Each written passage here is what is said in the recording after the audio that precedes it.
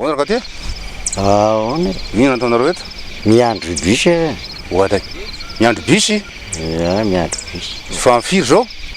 Miandro bus. Folo alina nge isaoranga ty fa folo e.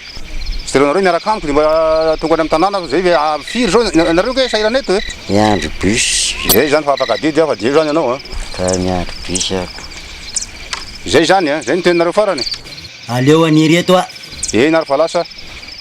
Ya aleo aniry a.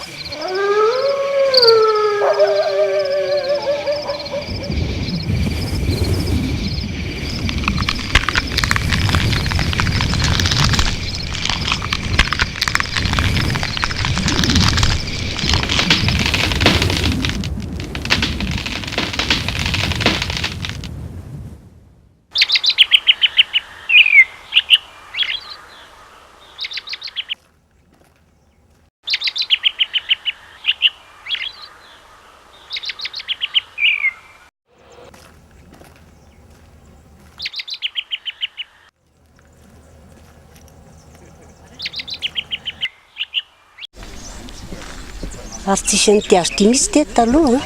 Tsy fantatro madama. Tena gaga mahitsy ny amariny. Za koa vahiny dia tsy mahalala sy momba eto mihitsy. Ay, za aloha dia tena tsy nahita io azy io mahitsy. Gaga misy amin'ity azo tiako. Zany ve?